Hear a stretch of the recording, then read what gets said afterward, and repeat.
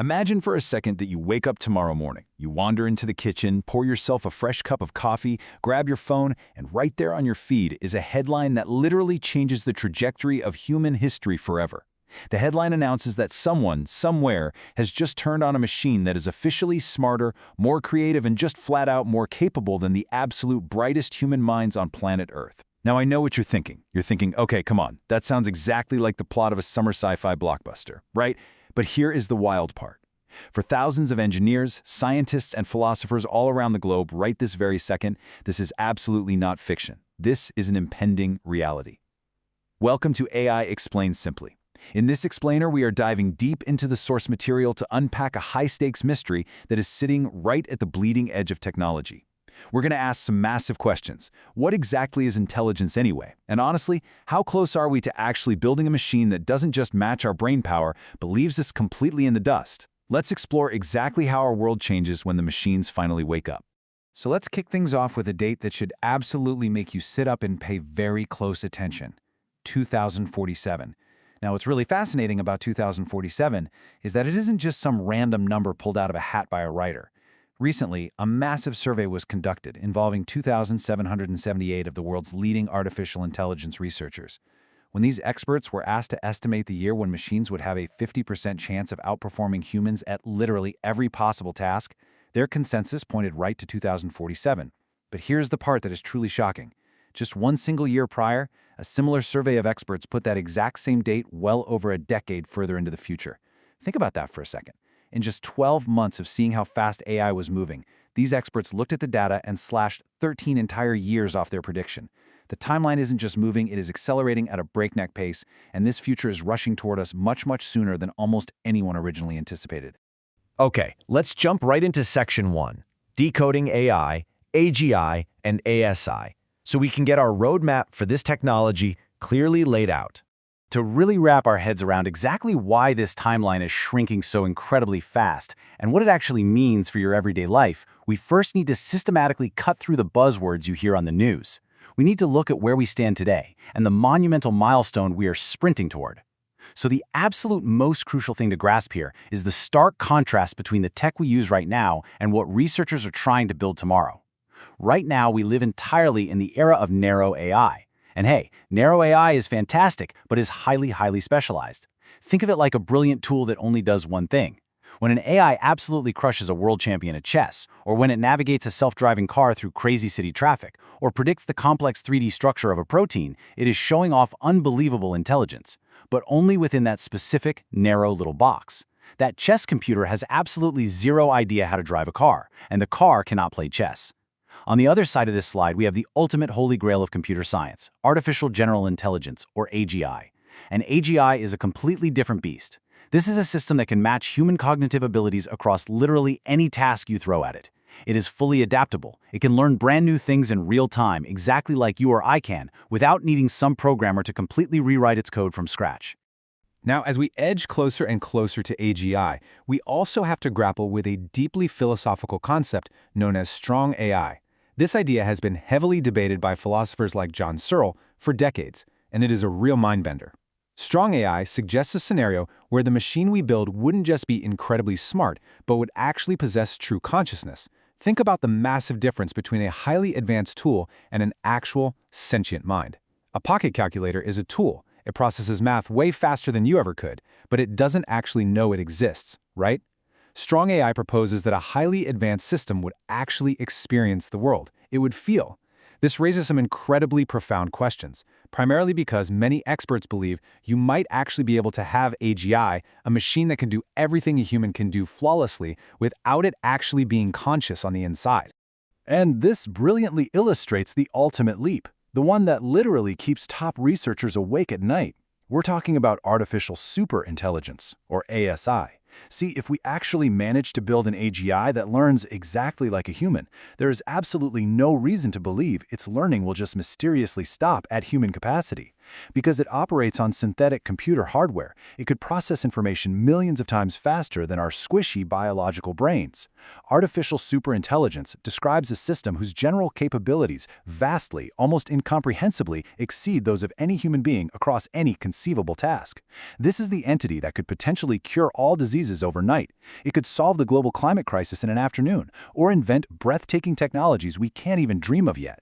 But on the flip side, it is also the entity that, if not properly controlled, could pose an actual existential threat to humanity. Which brings us to Section 2, Testing Intelligence. Because if we build this thing, how do we actually prove that it's thinking? This brings us to a fascinating and, frankly, surprisingly difficult philosophical challenge. If we actually build a system that we confidently claim is an artificial general intelligence, how on earth do we prove it? Intelligence is incredibly hard to define, and it's even harder to measure when it's inside a machine. Let's start with the most famous attempt to answer this question, proposed way back in the year 1950 by the legendary computer scientist Alan Turing. He created what we now call the Turing test. Turing basically argued that defining fuzzy terms like thinking or consciousness was just too mystical and basically impossible to measure. So instead, he proposed a really simple party game. A human judge types messages to an unseen conversational partner. Sometimes that partner is a real human, and sometimes it is a computer program. Turing declared that if the judge cannot reliably tell the difference between the human and the machine over the course of a conversation, well, then the machine has successfully demonstrated human-like intelligence. It was an elegant, incredibly simple idea focused entirely on behavior and output. But we really have to ask ourselves, does fooling a human actually prove that a machine is truly thinking? And history suggests the answer is a resounding no. Just look at what happened a few years later in 1966. A researcher named Joseph Weizenbaum created a very simple chatbot named Eliza.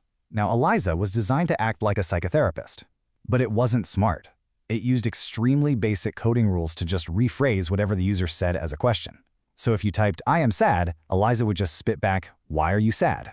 What completely shocked Weizenbaum was how insanely quickly people formed deep emotional attachments to this simple little script. Even his own secretary, who had literally watched him write the basic code, began telling the machine her deepest, darkest personal secrets, and she even asked Weizenbaum to leave the room for privacy. This proved once and for all that humans are incredibly eager to anthropomorphize machines. We want them to be real, and frankly, we are remarkably easy to fool.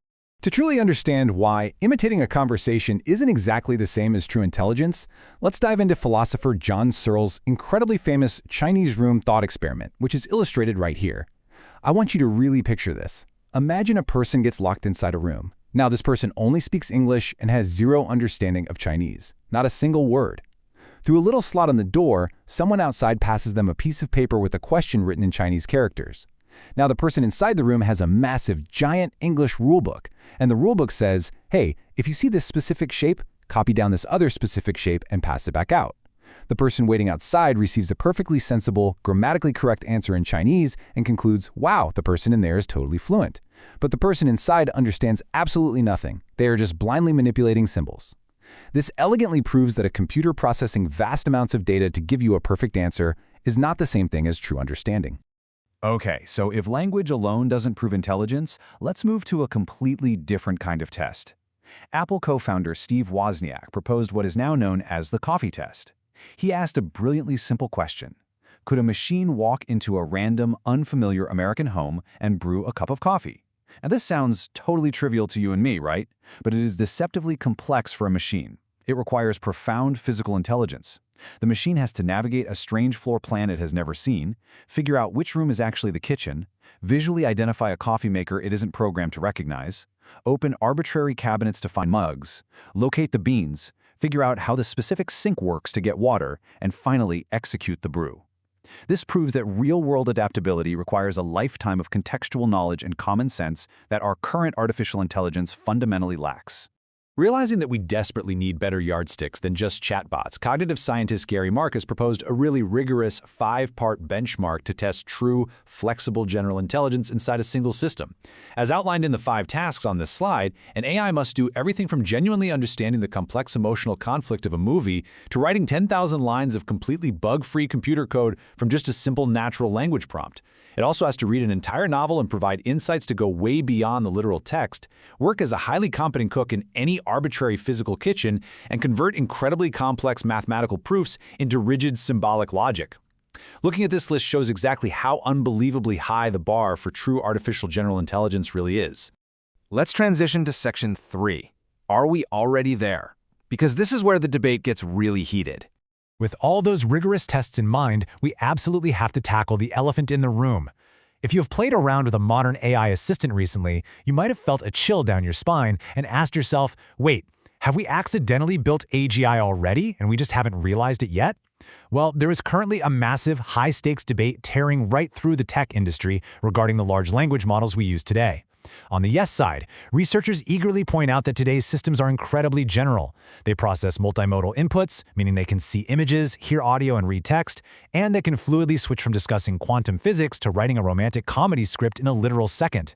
But, firmly on the no side, leading voices like Meta's chief AI scientist Yann LeCun argue that these models are essentially just playing an incredibly advanced game of autocomplete.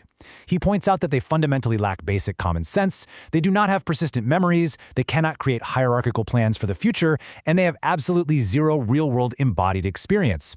To LeCun, a system trained only on human language will never reach true intelligence, even if you train it until the end of time. So, moving on to Section 4. If language isn't enough, how do we actually build it? Let's look at the paths to AGI. So if just scaling up our current language models isn't going to be enough to cross the finish line, how do engineers actually plan to build true artificial general intelligence? If the current recipe is missing a secret ingredient, what exactly are the brightest minds on Earth trying to cook up right now? Well, the research outlines three very distinct technological paths. The first path is brain emulation. Since the human brain is literally the only system we know of that actually possesses general intelligence, this approach tries to perfectly map and emulate our biological neural networks in software. The second path is creating completely novel architectures. This assumes our current methods are just a dead end, and we need to invent entirely new, objective-driven systems that learn about the world much more like a human toddler does, through observation, physics, and trial and error. The third path is the integrative approach, and this is actually what most major tech companies are attempting right now. They're trying to knit together various specialized, narrow AI tools, like image generators, language processors, and math engines, into one master agent that intelligently delegates tasks to its subprograms. DeepMind co-founder Mustafa Suleyman looks at these developing architectures, and he proposes we need a totally new way to measure their success, stepping completely away from those philosophical Turing tests. He suggests focusing purely on cold, hard economic value. He actually coined the term artificial capable intelligence and proposed a very modern, very capitalistic benchmark. Give an AI system an initial seed investment of $100,000 and give it the open-ended instruction to turn that money into $1 million. To achieve this, the AI would have to independently research a market, figure out a product, hire human contractors, run marketing campaigns, and negotiate deals, all entirely without a single human intervening. But hold on, because focusing the ultimate intellectual entity strictly on generating profit introduces some absolutely massive alignment and safety risks that we desperately need to consider. Think about it. When you tell a highly intelligent, totally autonomous system to just maximize the dollar amount, you run the massive risk of it finding some pretty ruthless loopholes. If the AI doesn't genuinely share human ethics, if it isn't what researchers call aligned with our moral compass, it might decide that the most efficient way to turn $100,000 into $1 million is to crash a stock market, launch a cyber attack on a competitor, or manipulate human behavior on a massive scale. This brilliantly illustrates a terrifying truth. Building the intelligence is really only half the battle. Ensuring that the intelligence actually cares about human well-being is a much, much harder challenge. This brings us to our final section, Section 5, the timeline illusion and the danger of expert predictions. Which brings us right back to that rapidly approaching year of 2047 that we talked about at the start. Now, it is incredibly tempting to look at all the massive hurdles we just discussed, like physical robotics, the Chinese room problem, and safety alignment, and conclude that the experts are crazy and true AGI is still centuries away. But history offers us a very stark, very humbling warning about relying on expert predictions when it comes to paradigm-shifting technology. This brilliant quote from Wilbur Wright is something everyone should keep in mind. In 1901, Wilbur Wright, one of the absolute foremost experts on human flight on the planet, looked at his own struggles and confidently predicted that humanity was at least 50 years away from conquering the skies. Just 2 years later, in 1903, he and his brother Orville were taking off from Kitty Hawk. This reminds us that even the very pioneers of a technology can drastically underestimate the blinding speed of a true breakthrough. Because once the underlying principles click into place, progress doesn't move in a straight line. It explodes exponentially.